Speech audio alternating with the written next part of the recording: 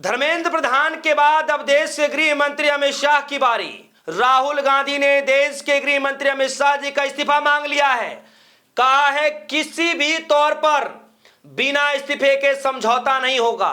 जैसे राहुल गांधी ने कहा था कि जब तक धर्मेंद्र प्रधान इस्तीफा नहीं देंगे उससे नीचे एक भी बातें नहीं मानी जाएंगी, ठीक उसी के तर्ज पर अब राहुल गांधी कह रहे हैं कि जिन छात्रों के ऊपर बर्बरता की गई, जिन छात्रों के ऊपर लाठीचार्ज किया गया, जिन छात्रों के ऊपर ऐसे ऐसे चीजों चलाई गई जिसके परमिशन बिना अमित शाह के नहीं चलाया जा सकता था, आज अमित शाह को जवाब देना पड़ेगा। सदन के अंदर इसीलिए नहीं आए क्योंकि वो गिल्टी महसूस कर रहे थे। चेहरा किस तरीके से दिखाते, और यही कारण है दोस्तों कि आज राहुल गांधी को सदन में बोलने नहीं दिया गया।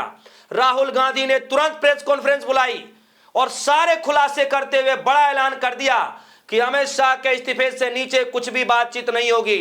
साफ तौर पर जो करना होगा करेंगे, लेकिन अमित शाह का इस्तीफा हम लेके रहेंगे। सुनिए राहुल गांधी ने अपने 8 मिनट के वीडियो में किस तरीके से धागे खोले हैं, आप सभी को सुनना चाहिए, सुनिए।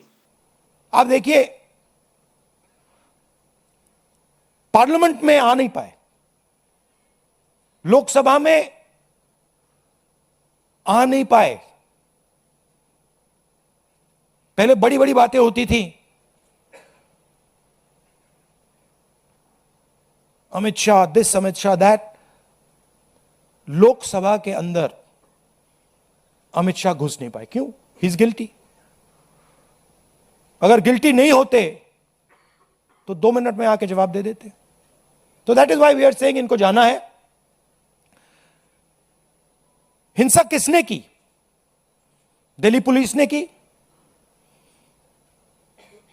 दिल्ली पुलिस किसको रिपोर्ट करती है? एमएचए को, होम मिनिस्टर को। और दूसरी साइड आरएएफ ने की। आरएएफ सीआरपीएफ को रिपोर्ट करता है और सीआरपीएफ एमएचए को रिपोर्ट करता है। तीसरी पार्टी ने दिल्ली में हिंसा नहीं की है। दिल्ली पुलिस ने की है और आरएएफ ने की है।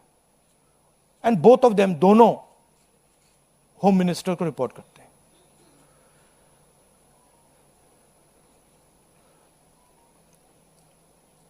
पच्चीस तारीख को मैंने ये चिट्ठी लिखी, होम मिनिस्टर को लिखी है। 2 सवाल पूछे। पहला सवाल, एज होम मिनिस्टर आपने हां या ना? और दूसरा सवाल, ये जो प्लेन क्लोज में लोग दिख रहे हैं युवाओं को, ये हैं कौन? कहां से आए? क्या ये पुलिस वाले हैं या ये कोई और है?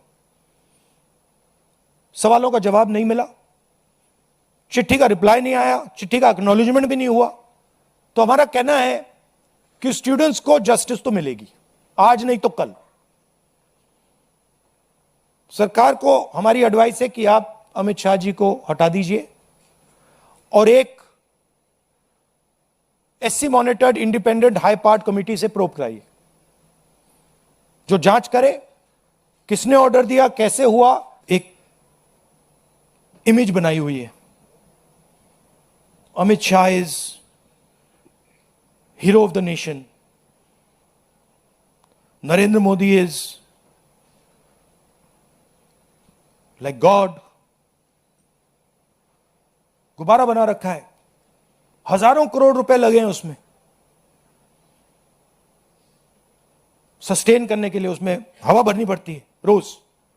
आप लोगों का भी प्रयोग होता है, मीडिया का भी प्रयोग होता है, security forces, RAF, Delhi police, कि भैया गुब्बारा ना फट जाए। बच्चों को मारा क्यों जा रहा है? बच्चों को धमकाया क्यों जा रहा है? इमेज को प्रोटेक्ट करने के लिए कि भैया ये फिर से ना आ जाए। बट इनको बात समझ नहीं आ रही है। गुब्बारा फट गया है, फटाक से खत्म हो गया है, वो है ही नहीं। रात के 12 बजे प्राइम मिनिस्टर आते हैं thinking that just because he put the phone in front of his face like this, he suddenly becomes, he's able to communicate to Gen Z. No, the problem is your image. The problem is what you have done to these students. The problem is how you've destroyed their future.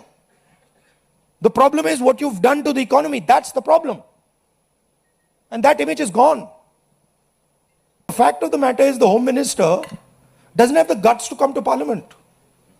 Home Minister doesn't have the guts to stand in front of you like this. Home Minister would run away if he had to stand in front of you like this. He just run. So we don't expect him to come. But we do understand that he is responsible. And we're not going to let him get away with it. I am doing this press conference right now because I am concerned about that. I am concerned that in the shadows, silently, the Home Minister, I know his approach and his thinking, and the establishment are right now attacking the students who are on dharna. They are using facial recognition. They are threatening them. Bajrang Dal is beating them up, is being used against them. And that is why I am standing here today. Because I want to bring attention to this. And I want every single student and their parents to know that the government is doing this. These are our children. They are our future. And the government has no business attacking them, threatening them, beating them, even touching them. They have not done any crime. If they had done some crime, I would be the first person to say they have done a crime, they should be punished. But these boys and girls have done nothing wrong. They cannot and should not be punished. युवाओं को ये हैं कौन, कहां से आए, क्या ये पुलिस वाले हैं या ये कोई और है? सवालों का जवाब नहीं मिला, चिट्ठी का रिप्लाई नहीं आया, चिट्ठी का एक्नॉलेजमेंट भी नहीं हुआ. तो हमारा कहना है कि स्टूडेंट्स को जस्टिस तो मिलेगी, आज नहीं तो कल. सरकार को हमारी एडवाइस है कि आप अमित शाह जी को हटा दीजिए और एक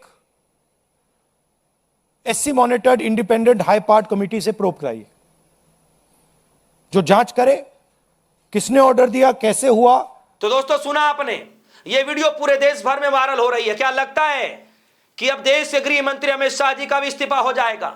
वैसे दोस्तों, देश के अंदर जब से शिक्षा मंत्री का इस्तीफा हुआ तब से यह पूछा जा रहा था कि अगला नंबर किसका होगा. तो क्या अब यह मान लिया जाए कि राहुल गांधी ने हिंट दे दिया, अगला नंबर मोदी जी के चाणक्य अमित शाह जी का होने जा रहा है? आगे क्या कुछ होगा, बीजेपी कैसे पलटवार करेगी, यह सब कुछ देखना पड़ेगा दोस्तों. इसी खबरों के बीच बीजेपी महकमे में हड़कंप मच चुका है कि राहुल गांधी ने अचानक एकाएक इतना बड़ा ऐलान कैसे कर दिया. मोदी जी के कैबिनेट में सबसे बड़े ताकतवर मंत्री, पूरे बीजेपी में सबसे बड़े ताकतवर मंत्री का इस्तीफा मांग लिया. आगे क्या कुछ होगा, आपकी जो भी राय होगी कमेंट सेक्शन में जाएगा. अपनी राय रखिएगा. फिलहाल के लिए दीजिए इजाजत. देखते रहिए सोनी धनबाद.